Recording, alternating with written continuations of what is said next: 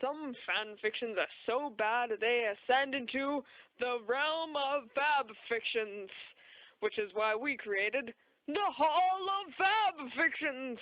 Today's episode, Ne'er-Do-Wells of the Night Watch by Sloopity Doopity. Chapter 6. News. The gods woke in a very uncomfortable fashion, but nevertheless, their noses were filled with an amazing, familiar smell of breakfast. "Bacon!" Mike yelled, standing up of the ground of the dark room, and ran to the only source of light and slammed into the door, expecting it to open.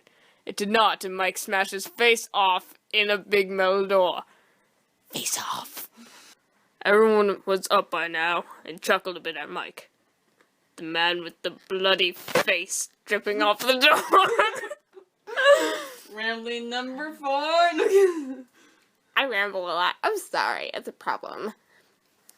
Looking around, they guessed they were in jail, but Jeremy and Scott had no idea. "Well, we're in horse jail now," Fritz started. "The roof is too low and the bed is way too small." He finished sitting on the tiny bed. Yeti. God dang it. Alright. "This is smaller than the office I worked in," Mike said, crossing his arms and sitting down against a wall across from the door. All the guards followed and sat along with Mike, waiting for the door to open. Click! The lock turned on the door and swung open, revealing 2 weird ponies in dark blue, almost purple armors, and the eyes of a snake, or even a bat. The wings were also pretty reflective, and back up the bat eyes fact, the wings look like bat wings. Bat eyes. New. From Maybelline. What the fuck? Okay. "Your presence is requested in the throne room," they said in unison with no emotion. "And where is that?" Scott asked the 2 ponies. Though they may be half of their size, they had spears and could probably take down Mike if they really wanted. And that's not an easy feat. What do you mean that's not an easy feat? Foxy did it. Gary Sue. Vincent tried to kill Mike after he found out that he survived the bite of 87. Why? Why? Well, Reborn Good made it so that Vincent doesn't like Mike at all because he survived. But I don't think you would try to attempt to kill him again. No. Let's just kill this person. Just because Fox went nom nom nom does not mean that you need to try to kill him. Okay.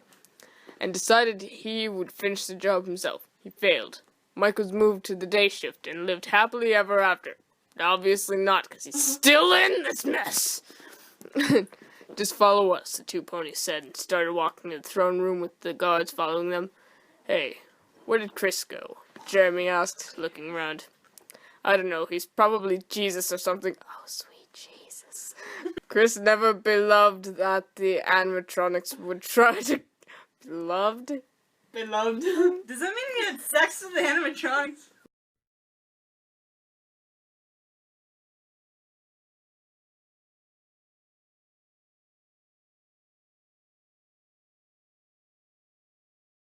Of course. No, what? Would try to kill him. But he was a pretty chill guy, or girl. Mike never understood that. He even helped Mike try to convince Jeremy not to work at the pizzeria. Eventually, they came across a large golden door that the 2 bat ponies promptly stopped at and caused all the guards to trip on each other. One of the night guards, who was way better than any other night guards in the vicinity, cough, cough, cough. What? Cough, cough, cough, what? OC. You know what? If it is an OC, I'm gonna take it by the throat and throw it out the window. OC advertisement. God dang it. Should I read this? Probably married. Okay. Knocked on the door and received a soft "come in" from the princess on the other side of the door. The guards opened up the door, and the night walked inside the middle of a once almost apocalyptic debate, probably about them. There were about 40 or 30 different types of fancy, snot-nosed fancy fart in the room. Oh my god, you can't go bigger number than smaller number. Oh no. Fancy fart. Around 20 god ponies were in a position ready to strike if the humans decided to kill everyone. They had no reason to do so because they still had the guns. Did the ponies not consider a gun a weapon? Well, they didn't have guns due to what the gods have seen. Because they were just shot with them, obviously. Not the weapons. Oh. You know, sulfuric acid? That's not a weapon. That's just a wholesome drink. Have unlimited power. All odds were drawn of the gods. All screams were drawn because of the gods. The fancy ponies screamed for their lives and ran out of the room and knocked over the gods, human and pony, in the process. Once the night watchman and the royal guards got up, they looked around. Mike looked over to the huge thrones and melted. No, Mike, be strong for doll, he thought. He though as he stood up again and simply waved at Princess Luna. She responded with a raised eyebrow and confusion. Wait, are they gonna say that Mike's... The princesses got off their respective thrones and walked down to the guards to address them about their jobs. Celestia looked and examined the guards. They were about the size in between he and Luna. She looked down at the sheet of paper she had written their names down on and said their names as she looked at them. Jeremy Fitzgerald, she said, and Jeremy got nervous thinking he was being the only person he talked to until the princess looked away. Mike Schmidt. Mike coughed and looked at the princess. Fritz Smith. Fritz just looked down, hoping to not get noticed, even though he was being looked at by everyone. Vincent, she said on his employee file. His last name was scratched out along with Scott's. He made a dark wave of energy and put it on his creepy smile. Dark wave of energy. The dog Lord has arisen. Dark Lord, spare me your energy. Dark Lord Satan. This is where they store the cakes, but it's also where I worship the Dark Lord Satan. Stop worshiping me where they store cakes. Fortunately, the file also stated he was scared of needles. Because obviously. So she grabbed one off of a nearby table and held it up to his face with magic. He stopped smiling and started to shake. Scott, she said, looking at the guy with the phone for her head. Hello, he responded, being the only guard to use words in reaction. She then stepped back and addressed all of them. You will return to your jobs at Freddy Fazbear's Pizza. She started, gaining a look of horror from everyone there. But you will be marred by a small group of royal guards who are currently inside the building. No, currently outside the building.